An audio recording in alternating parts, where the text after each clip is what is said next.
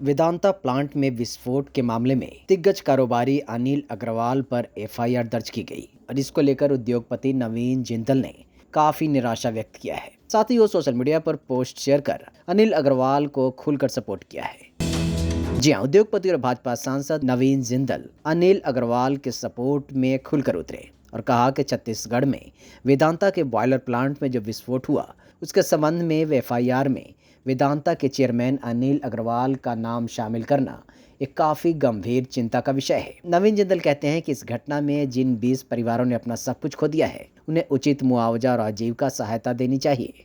साथ ही गहन जांच कराना ज़्यादा जरूरी है।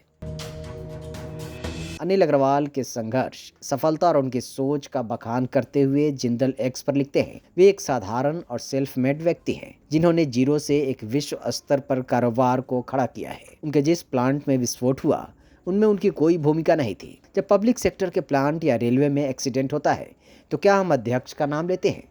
हम ऐसा नहीं करते और यही मानक प्राइवेट सेक्टर पर भी लागू होनी चाहिए। जी हाँ, एफआईआर में अनिल अग्रवाल का नाम शामिल करने पर काफ़ी नाराजगी जताते हुए नवीन जिंदल अधिकारियों से पहले जांच करने, सबूतों के आधार पर जिम्मेदारी तय करने और फिर कार्रवाई करने का अनुरोध किया है।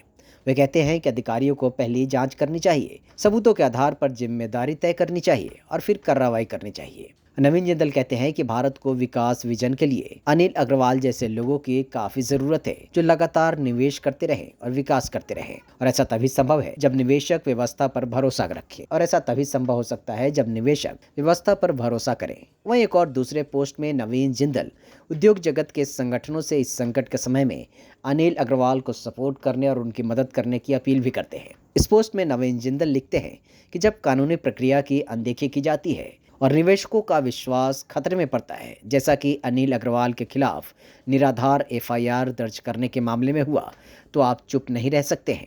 लोगों से अपील करते हुए नवीन जिंदल अपने पोस्ट में कहते हैं कि न्याय और सत्य के लिए आवाज़ उठानी चाहिए। बता दें कि छत्तीसगढ़ में वेदांता के बॉयलर प्लांट में 14 अप्रैल को एक भारी विस्फोट हुआ था और इस घटना के बाद पुलिस ने लापरवाही से मौत और मशीनरी के साथ लापरवाही आचरण से संबंधित धाराओं के तहत एफआईआर दर्ज किया था। कुछ मीडिया रिपोर्ट्स की माने तो शक्ति जिले के पुलिस अधीक्षक प्रफुल्ल ठाकुर ने पीटीआई को ये बताया था कि एफआईआर में वेदांता समूह के अध्यक्ष अनिल अग्रवाल और प्लांट प्रमुख देवेंद्र पटेल समेत 8 से 10 व्यक्तियों को नामजद किया गया है। रिपोर्ट्स की माने तो पुलिस अधिकारियों ने इस बाबत बताया कि विस्फोट की शुरुआती जांच में ऐसा पाया गया है, बॉयलर भट्टी के अंदर ज़्यादा ईंधन जमा होने से दबाव बढ़ा और इस कारण से विस्फोट हुआ।